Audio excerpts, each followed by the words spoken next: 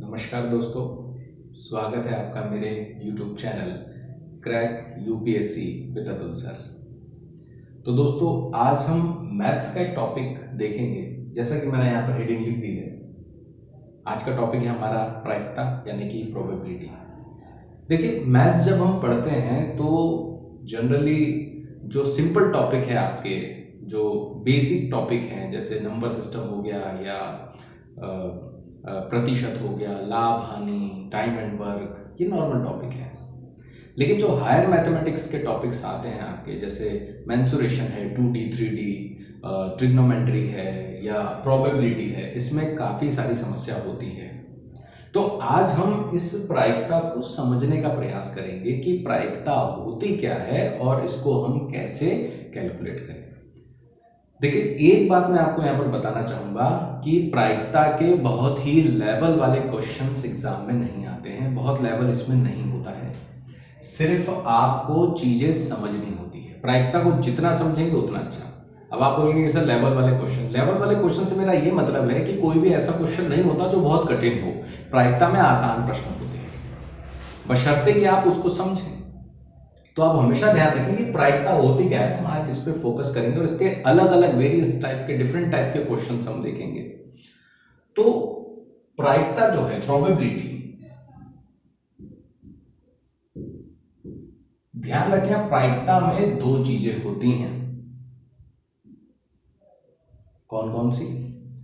पहला इसमें होता है प्रयोग, यानी कि आप कोई एक्सपेरिमेंट करेंगे। आपने सिक्का उछाला, आपने पासा फेंका, ये क्या है? एक्सपेरिमेंट है। और दूसरा प्रायिकता की भाषा में जिसको बोलते हैं प्रतिफल, मतलब कि परिणाम।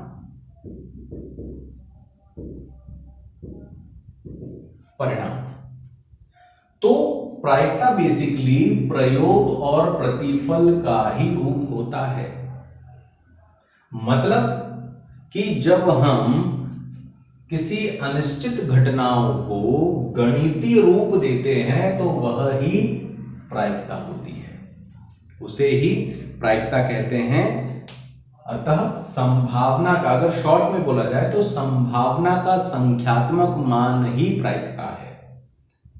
जो भी संभावनाएं हैं हमारे पास, उनका संख्यात्मक मान ही प्रायिकता कहलाता है। तो हमको ध्यान किस पे देना है? प्रयोग और उसके प्रतिफल। मेन चीज है इसके प्रतिफल मींस परिणाम। परिणाम पर आपको फोकस करना है। तो चलिए इसमें कुछ चीजें हम देखते हैं कि इसमें चीजें क्या क्या होती हैं। सबसे पहली जो चीज होती है इसमें, सबसे पहला होता है प्रयोग, जिसको हम बोलते हैं एक्सपेरिमेंट।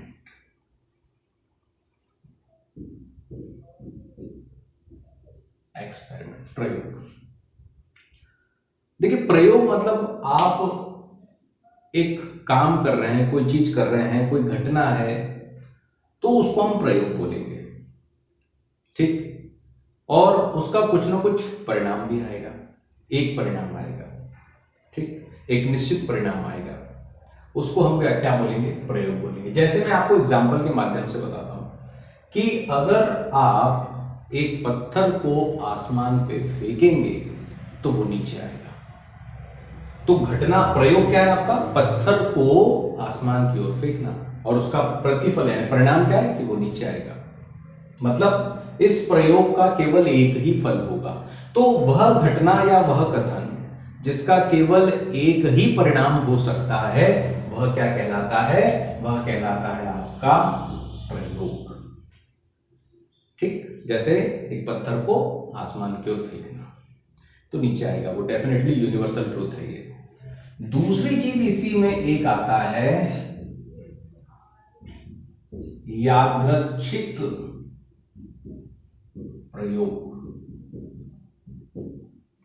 इसको कहा जाता है रैंडम एक्सपेरिमेंट।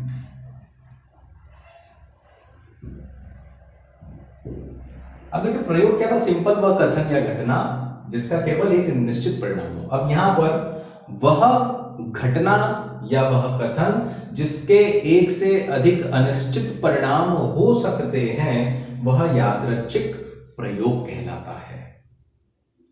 ठीक, ध्यान से समझिए कि यादृच्छिक प्रयोग मतलब कि वह घटना जिसके एक से अधिक परिणाम अनिश्चित परिणाम हो सकते हैं। अब इसका एग्जांपल क्या होगा? इसका एग्जांपल है आप एक सिक्के को उछालिए। अगर आप एक सिक्का उछालते हैं तो हेड भी आ सकता है, टेल भी आ सकता है, इस बात की कोई निश्चितता नहीं है, कुछ भी आ सकता है। तो वो क्या हो जाएगा आपका यादृच्छिक प्रयोग।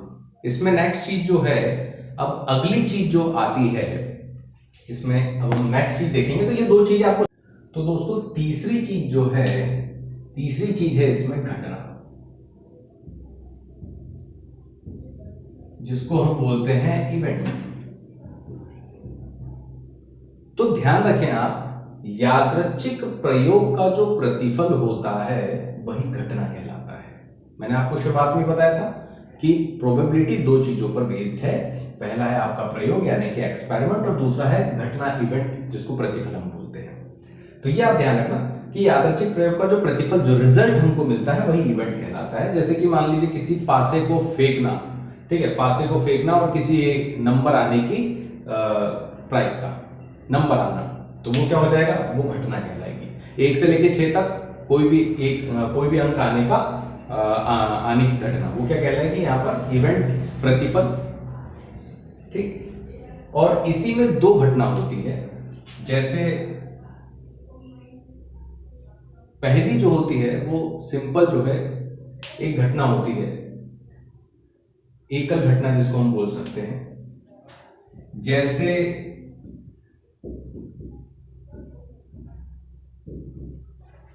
पासे को फेंकने पर 1 से लेके 6 तक के अंक आने की प्रायिकता, तो वो एकल घटना है। 1 से लेके 6 तक अंक, कोई भी एक अंक आएगा। और इसी में मिश्र घटना होती है कि पासे के मिश्र घटना,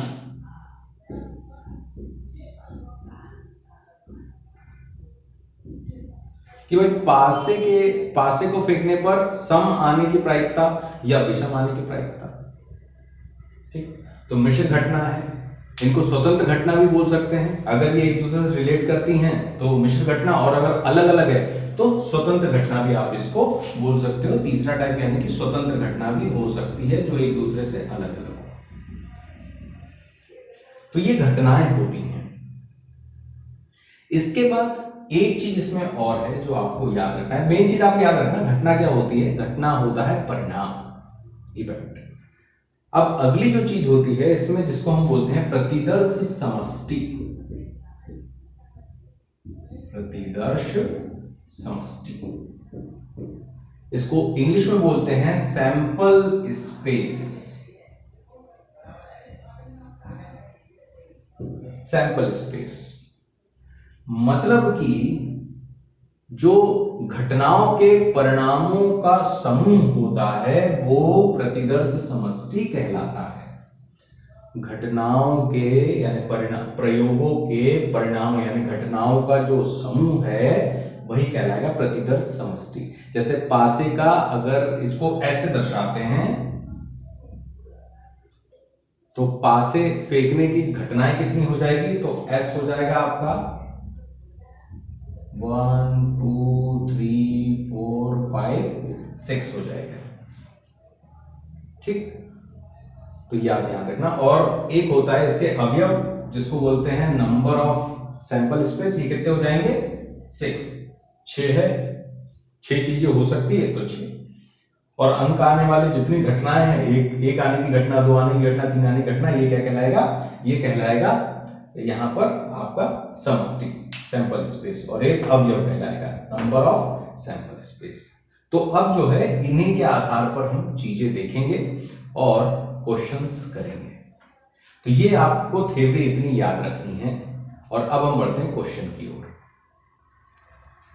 तो दोस्तों अब हम देखते हैं प्रायिकता पर आधारित प्रश्न। तो देखिए, अगर आप प्रीवियस ईयर के क्वेश्चंस देखते हैं तो आपको प्रायिकता पर आधारित अलग अलग प्रश्न देखने को मिलते हैं। जैसे इसमें फैक्टोरियल पर आधारित प्रश्न आते हैं, ये रीजनिंग में भी पोर्शन है, फैक्टोरियल पर आधारित प्रश्न। उसके बाद सिक्कों पर आधारित प्रश्न, फिर पासे पर आधारित प्रश्न, और फिर गेंद पर आधारित प्रश्न और फिर ताश की गड्डी पर आधारित प्रश्न। तो इन सभी टाइप्स पर आधारित प्रायिकता के क्वेश्चन अलग अलग आते हैं। अब प्रॉब्लम इसमें क्या होती है कि कई बार हम फैक्टोरियल वाला पढ़ लेते हैं, बाकी हम पढ़ते नहीं है, तो हमको लगता है टफ क्वेश्चन आ गया। कई बार हम पासे वाले पढ़ लेते हैं, ताश की गड्डी वाले क्वेश्चन आ जाते हैं, तो हमको लगता है कि क्वेश्चन टफ है। तो आपको क्या करना है, आपको इसमें अपनी रेंज बढ़ानी है। आप सभी टाइप के प्रश्नों को देखें और हल करें, प्रायिकता आराम से बन जाएगा। और मैं आपको सभी टाइप के प्रश्न बताऊंगा कि कैसे करने हैं सभी टाइप के प्रश्न। तो जो पहला है हमारा, जो फर्स्ट टाइप है हमारा, टाइप फर्स्ट, यह है आपका फैक्टोरियल पर आधारित प्रश्न। फैक्टोरियल पर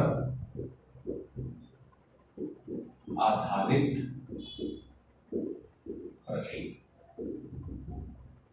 इसमें हम फैक्टोरियल के आधार पर देखेंगे कि किस प्रकार से प्रश्नों को हल किया जाता है। ठीक, फैक्टोरियल आपने देखा होगा कि इस प्रकार से कुछ लिखा होता है, फैक्टोरियल 4 या फैक्टोरियल 3, इस टाइप से क्वेश्चन होते हैं, उनको फैक्टोरियल हम बोलते हैं। तो उन पर आधारित कुछ प्रश्न होते हैं, वो हम देखेंगे। और इस पूरे टॉपिक में आपको बस एक बात याद रखनी है, प्रायिकता के लिए एक ही चीज आपको याद रखनी है। प्रायिकता का जो फॉर्मूला है, हम प्रायिकता निकालेंगे कैसे, वो हम निकालेंगे आने की संभावना। प्रायिकता मैंने क्या बताया आपको कि प्रायिकता है संभावना, तो आने की संभावना बटे कुल संभावना। ये आप याद रखना, बस एक फॉर्मूला और पूरी प्रायिकता आपकी क्लियर हो जाएगी। आपको कुछ करने की जरूरत नहीं है, बहुत ही सिंपल तरीके से सारे प्रश्न आपके हो जाएंगे। तो हमारा पहला टाइप हम शुरू करते हैं, फैक्टोरियल पर आधारित प्रश्न। फैक्टोरियल पर आधारित प्रश्न अब हम शुरू करते हैं। तो दोस्तों, ये है आपका पहला क्वेश्चन, डॉग को कितने प्रकार से लिखा जा सकता है। ये फैक्टोरियल पर आधारित प्रश्न हम देख रहे हैं, बहुत ही सिंपल, एकदम बेसिक से स्टार्ट करेंगे और फिर अप लेवल तक हम जाएंगे। तो देखिए, डॉग बहुत ही आसान है, मैं आपको बताता हूं कि कैसे लिखना है इसको। देखिए, डॉग को कितने प्रकार से लिखा जा सकता है, ये रीजनिंग में भी प्रश्न आता है। तो देखिए, इसमें जो है कितने अक्षर हैं, इसमें है 1 2 3, तो इसको हम फैक्टोरियल 3 टाइप से लिख सकते हैं। ये जितने अक्षर है वो। अब इस फैक्टोरियल को कैसे लिखा जाता है, जब फैक्टोरियल को हम हल करते हैं तो ये हो जाता है 3 गुणा 2 गुणा 1, मतलब कितना हो जाएगा 6। मतलब डॉग को हम कितने प्रकार से लिख सकते हैं, डॉग को हम 6 प्रकार से लिख सकते हैं। उसी प्रकार ये दूसरा क्वेश्चन है कि डन को कितने प्रकार से लिखा जा सकता है। बहुत आसान है ये, डन को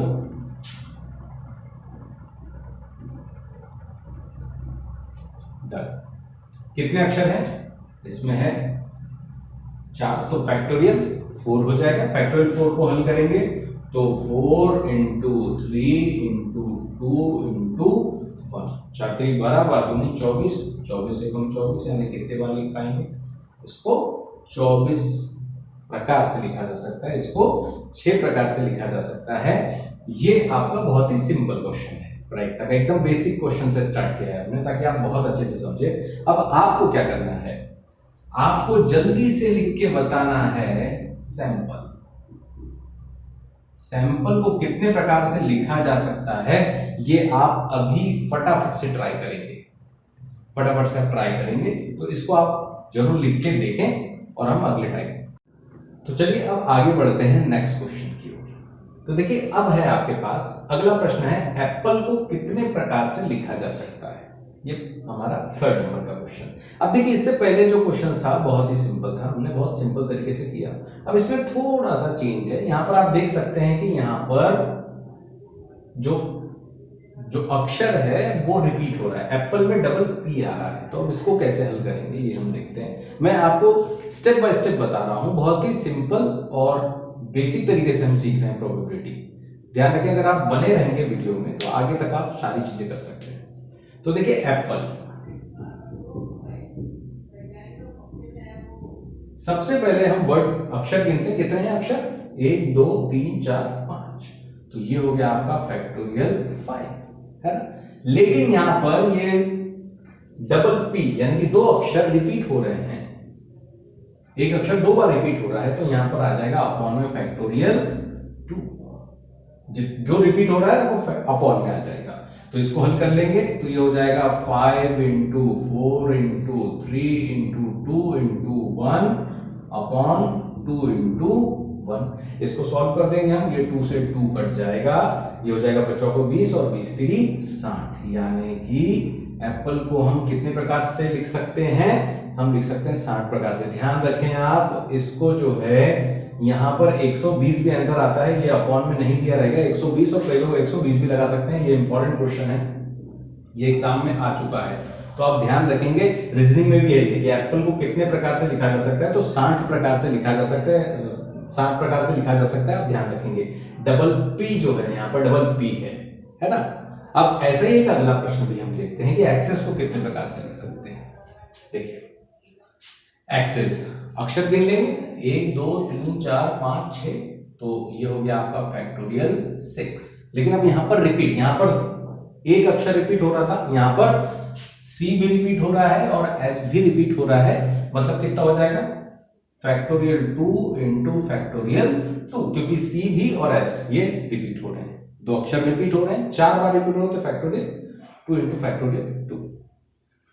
तो यहां पर ध्यान रखना, इसको फैक्टोरियल 4 नहीं लिखना है आपको, जो रिपीट हो रहा है फैक्टोरियल 2 आएगा।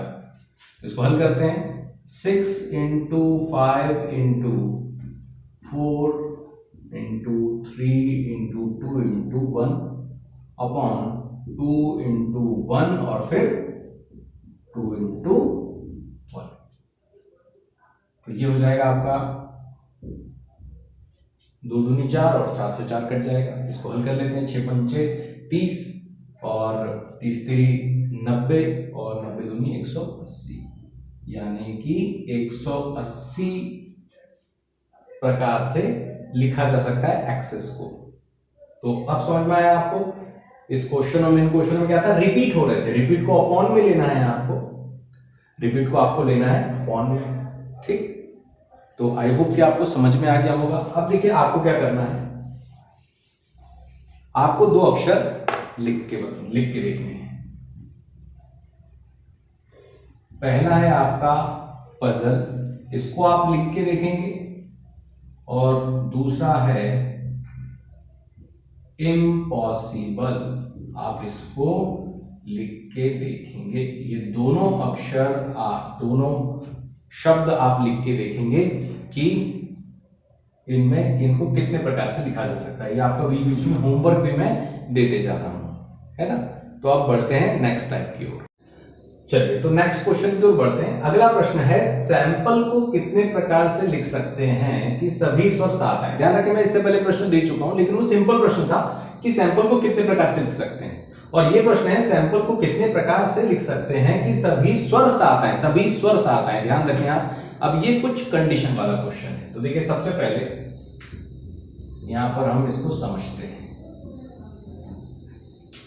सैंपल को हमको कितने प्रकार से लिख के बताना है कि सभी स्वर भी साथ आए और ये कितने प्रकार से लिखा जा सके, ये हमको बताना है। तो देखिए यहां पर इसमें स्वर कितने हैं, सबसे पहले ए और ई, 2 स्वर हैं इसमें, तो इनका फैक्टोरियल अलग ऐड हो जाएगा। और बचे कितने अक्षर हैं, बचे हैं 1 2 3 4, ठीक, 4 अक्षर ही बचे हैं और 2 स्वर हैं, लेकिन स्वर के साथ स्वर साथ आना चाहिए, मतलब टोटल कितना हो जाएगा, ये 4 अक्षर ये और स्वर का 1 ऐड हो जाएगा, तो कितना हो जाएगा फैक्टोरियल 5। समझ में आ रहा है ना, 2 व्यंजन मैंने अलग कर लिए, अक्षर बचे थे 4, लेकिन स्वर भी साथ आना चाहिए, तो ये 4 अक्षर और 1 स्वर का जुड़ जाएगा, तो हो जाएगा फैक्टोरियल 5। और कितने स्वर हैं इसमें, 2 स्वर हैं, तो उनको कितने प्रकार से लिख सकते हैं, फैक्टोरियल 2 प्रकार से। तो इसको हल कर लेंगे, 5 गुना 4 गुना 3 गुना 2 गुना 1 और 2 गुना 1, ठीक। इसको आप गुणा कर देंगे तो आपका उत्तर आ जाएगा। ठीक, तो इसको गुणा कर देंगे तो ये हो जाएगा आपका 240। ठीक, तो इस प्रकार से ये क्वेश्चन होगा। ध्यान रखना, इस प्रकार की कंडीशन दी जाती है कि स्वर साथ आए या व्यंजन साथ आए। ठीक, चलिए तो दोस्तों अब नेक्स्ट टाइप का क्वेश्चन देखते हैं हम। इससे पहले जो हमने क्वेश्चन किया था ये बिल्कुल वैसा ही है, और मैं आपको बता रहा हूं कि धीरे धीरे हमारा लेवल अप हो रहा है। अब देखिए क्वेश्चन है, प्रैक्टिस को कितने प्रकार से लिख सकते हैं कि सभी स्वर साथ आए। इससे पहले क्वेश्चन था सैंपल, अब ये है प्रैक्टिस। तो प्रैक्टिस को कितने प्रकार से लिख सकते हैं कि सभी स्वर साथ आए। सेम क्वेश्चन है, मैं यहां पर पहले शब्द लिख देता हूं ताकि हम अच्छे से समझ सकें।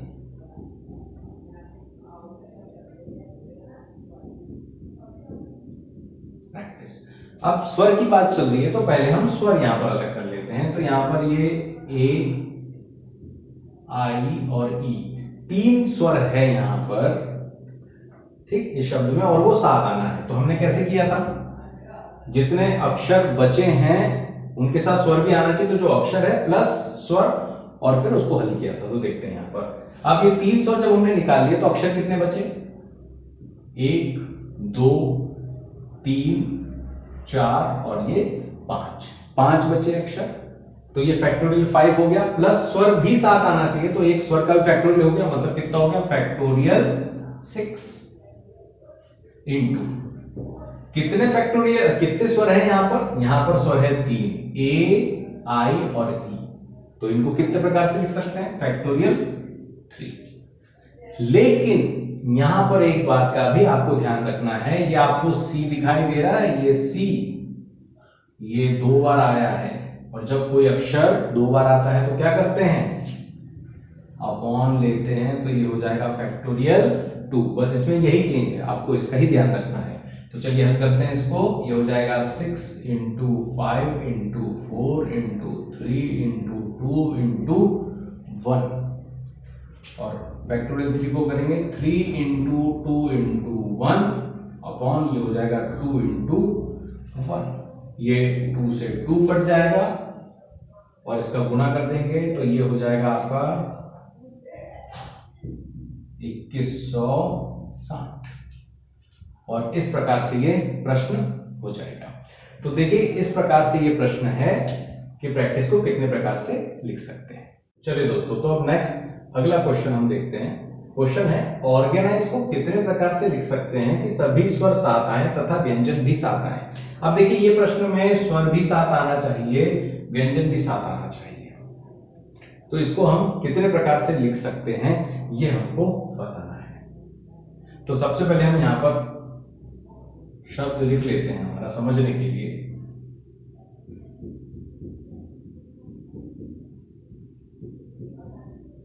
अब इसमें हम देखते हैं स्वर कौन कौन से हैं, व्यंजन कौन कौन से हैं। तो ओ, ए, आई और ई ये है स्वर, मतलब कि 4 इसमें स्वर है, और बाकी बचे हैं आर, जी, एन और एस। ये क्या है आपके, ये है आपके व्यंजन। अब क्या बोल रहा है वो, ऑर्गेनाइज को कितने प्रकार से लिख सकते हैं कि सभी स्वर और सभी व्यंजन साथ आए। तो इसको लिखने के लिए पूरे 8 वर्ड है, लेकिन जब स्वर और व्यंजन साथ आएंगे तो वो टोटल कंबाइन हो जाएंगे, इसीलिए ये स्वर के 4 और ये व्यंजन के 4, फैक्टोरियल 4 इंटू फैक्टोरियल 4, तो ये हो जाएगा 4 इंटू 4 इंटू 3 इंटू 2 इंटू 1,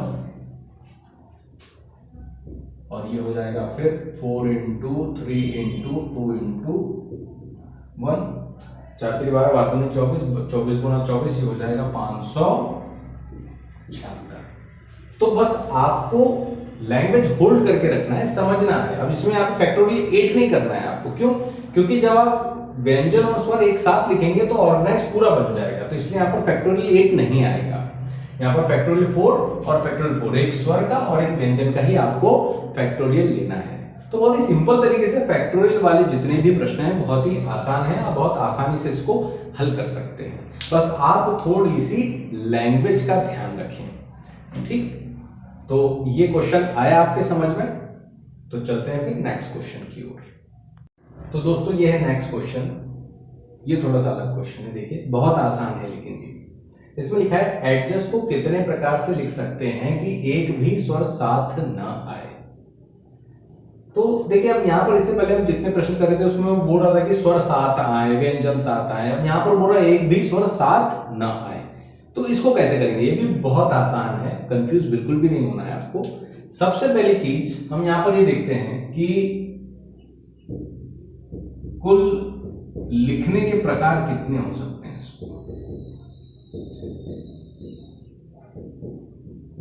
कि इसको कुल कितने प्रकार से लिख सकते हैं। तो 1 2 3 4 5 6 फैक्टोरियल 6 टाइप से इसको लिख सकते हैं। मतलब कितना हो जाएगा ये 6 into 5 into 4 into 3 into 2 into 1, मतलब 6 पंचे 30, 120 120 और ये हो जाएगा 24 24 दूनी हाँ ठीक 720, बिल्कुल है ना। 6 पंचे 30 और ये 120 और 360 दूनी 720, ठीक। 720 तरीके से इसको लिखा जा सकता है, ठीक। अब अगर हम इसमें स्वर ऐड करते हैं तो ये कितने प्रकार से लिखा जा सकता है, ये हम देखते हैं। तो स्वर के साथ लिखने के प्रकार,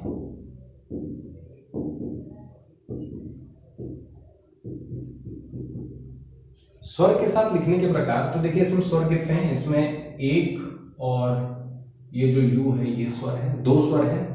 अक्षर कितने बचते हैं यहाँ पर 1 2 3 4, और स्वर के साथ लिखना है तो 4, तो ये हो जाएगा फैक्टोरियल 5, और कितने हैं फैक्टोरियल 2 स्वर है। इतने प्रकार से इसको लिख सकते हैं। इसको हल कर लेंगे